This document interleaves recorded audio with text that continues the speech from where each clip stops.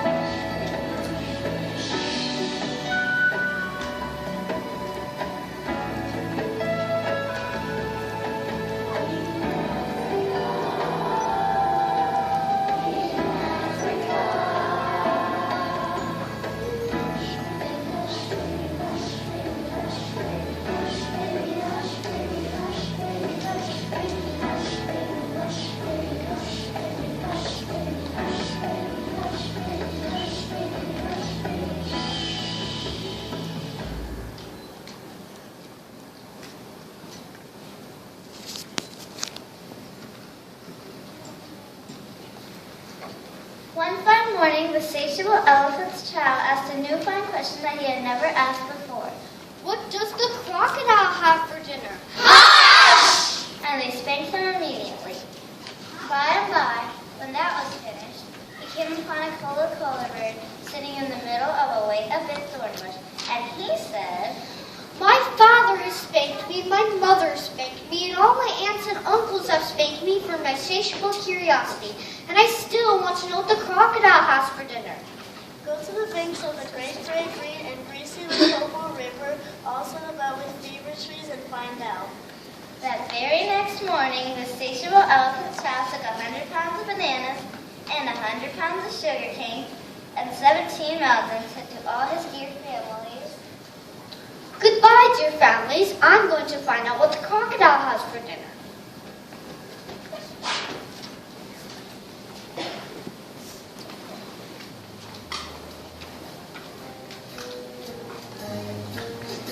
Oh, the great, green and greasy Limpopo River.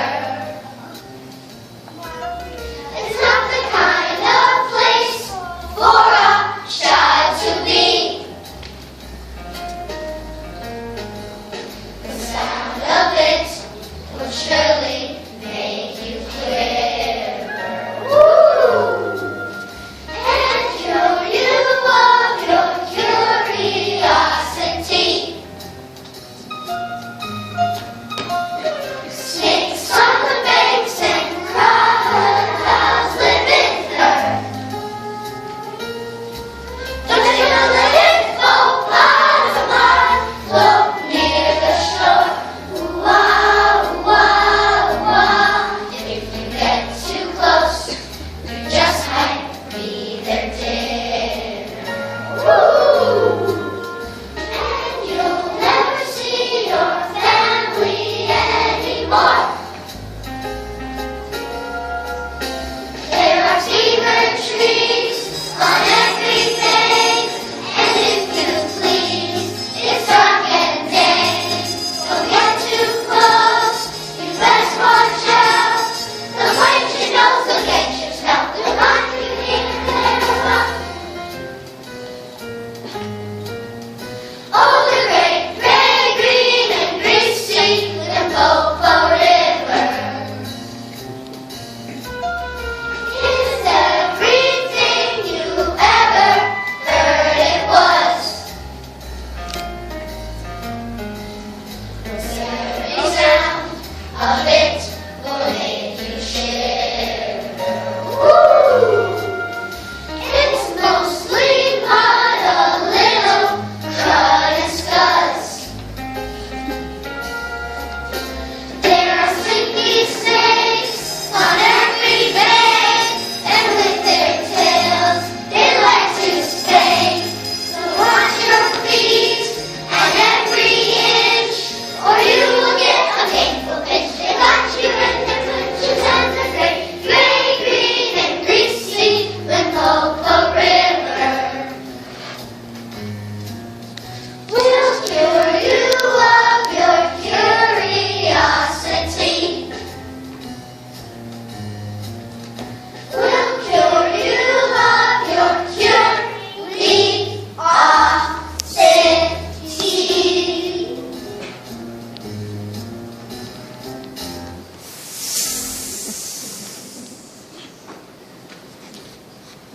Now you must know and understand, O best beloved, that till that very week and day and hour and minute, this satiable elephant's child had never seen a crocodile and did not know what one was like. It was all his satiable curiosity. The first thing that he found was a bi-colored python rock snake curled around a rock. Excuse me, but have you seen such thing as a crocodile in these promiscuous parks? Have I seen a crocodile? What will you ask me next? Excuse me, but could you please tell me what he... Excuse me, could you kindly tell me what he has for dinner? Then the bi-colored python rock snake uncoiled himself very quickly from the rock and spiked the elephant's child with a scalesome, whalesome tail. That's just odd, because my father and my mother and my uncle and my aunt Not to mention my other aunt, the hippopotamus, and my other uncle, the baboon, have all spanked me for my satiable curiosity. And I suppose this is the same thing. Goodbye. So he went on, eating melon, throwing the rind about because he could not pick it up. So he trod on what he thought was a log of wood at the very edge of the great gray, green, greasy Limpopo River. All said about the fever. But it was really the crocodile. Oh, that's loud. And the crocodile winked on one eye, like this.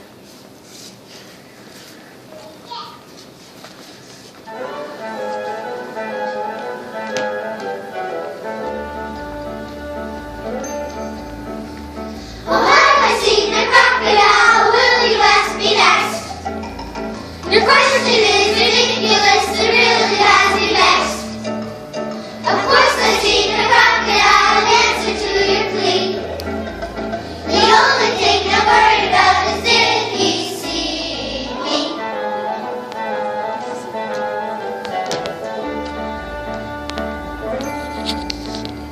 Oh, have I seen the crocodile? How shall I reply? Or if you listen carefully, now answer by and by. Look there above the water line, my heart will not to blink. For if you listen carefully, I think he just might wink.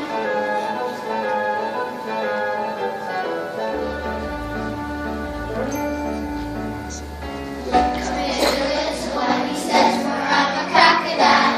And even though he's crying tears, I think the song is mine. Come here to listen what he says, for I'm a crocodile.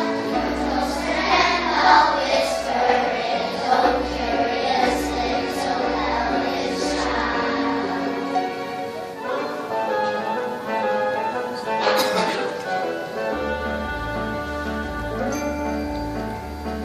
There's the river, see him now, his eyes are black as ink.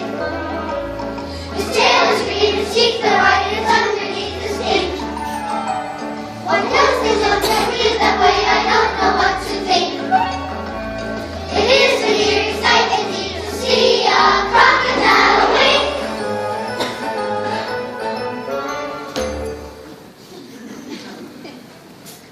Excuse me, but you happen to see crocodile in these promiscuous parts?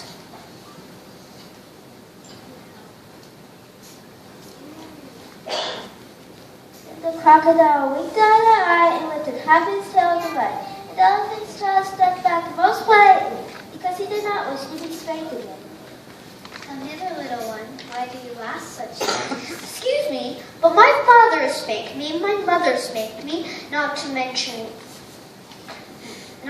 my tall aunt the ostrich and my tall uncle the giraffe, who can kick ever so hard, as well as my broad aunt the hippopotamus and my hairy uncle the baboon, including the bicolored python rock snake with the scales and flails and tail, just up the bank. And if it's quite same with you, I don't want to be spanked anymore. Come hither, little one, for I am the crocodile. And he wet crocodile's tears to show is quite true. Then the elephant's tongue were all breathless and fainted and drew down on the bank. You are the very person I've been looking for all these long days. Will you please tell me what you have for dinner? Come hither, little one, and I'll whisper. Then the elephant's child put his head down close to the crocodile's mouth to touch the mouth, and the crocodile caught by his little nose. The crocodile lay, week, day, hour, and minute until no bigger than a boot, no much more useful. I think today I will begin with the elephant's child. At this open school, I think the elephant's child was much annoyed, and he said something for his nose like this. Then the bird-clad purple rock snake scuttled down from the bank. My young friend, if you do not immediately and instantly pull as hard as you ever can, it is my opinion that your acquaintance on a large padded ladder upper deck And that is, he meant the crocodile. will put you into yonder limpid stream before you can say Jack Robinson. This is the way all bird-clad purple rock snakes always do. Then the elephant's tail went slipping, and he said to his nose, which was not really 5 feet long, This is the one for me. The purple rock snake came down from the bank and knocked himself right on his child's hind legs. Rash and experienced traveler, we will now seriously devote ourselves to a little high tension, because if we do not, it is my impression that yonder self-propelling man of war with an armor-plated upper deck, And by this, he meant the crocodile. will permanently vitiate your future career. This is the way all black-colored pythons always talk. Pull! Pull! Pull! Pull! Pull!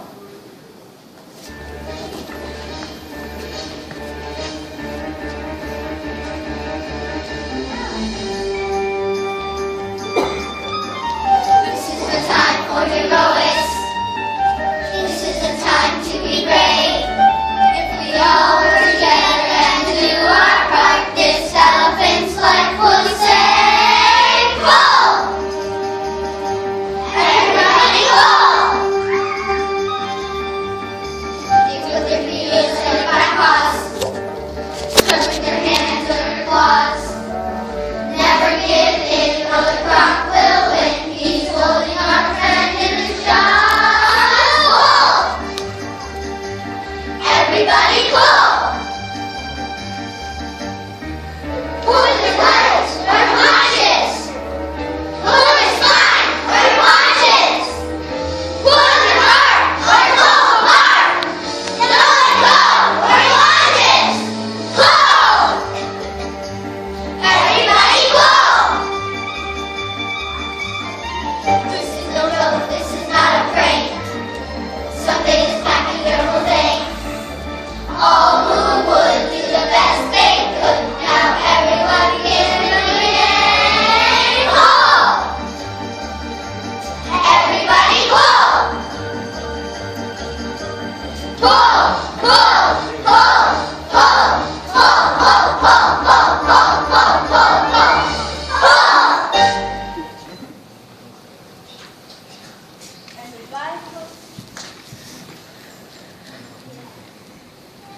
And the bicolored python rock snake pulled hardest, and at last the crocodile let go of the elephant's jowls nose and clapped the ear all up and down the lymph corridor. Thank you, bicolored python rock snake. And the elephant's child wrapped up his poor cold nose, cool banana leaves, hung in the great green greasy lymph pool. What are you doing that for? Excuse me, but my nose is badly out of shape and I'm waiting for it to shrink. Then you'll have to wait a long time. Some people do not know what is good for them. The elephant's child sat there for 3 days, waiting for his nose to shrink, but never did, for you see, oh bestie lovely, the crocodile had pulled it out to a really droopy trunk, as all elephants have today.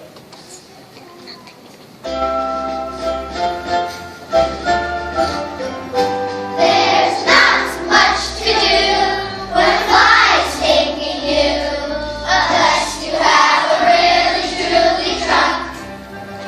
There's not much fun, nor relief from the sun, unless you have a really truly trunk.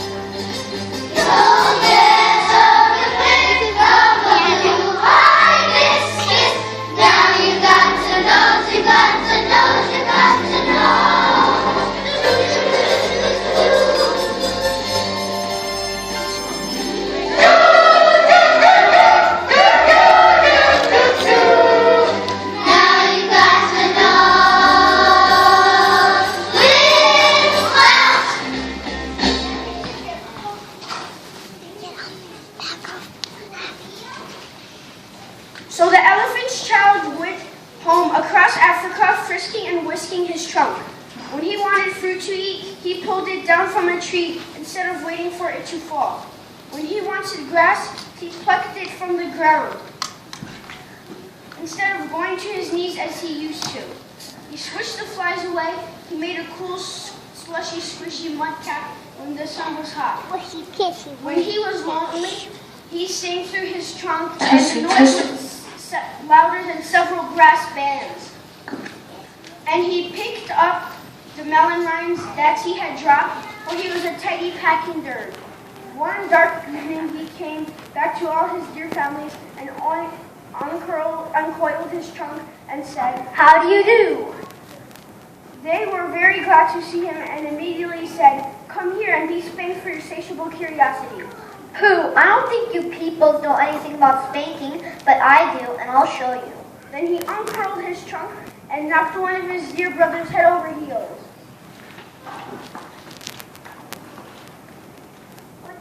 What did you do with my trick, and what have you done with your nose? I got a new one from the crocodile on the banks of the great greeny greasy Limpopo River. I asked him what he had for dinner, and he gave me this to keep.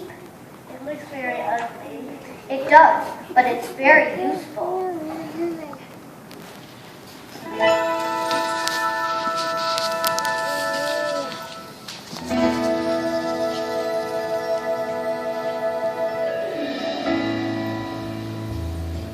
All his dear families went down one by one to the banks of the great, green, greasy Limpopo River, all set about the fever case, to borrow new noses from the crocodile.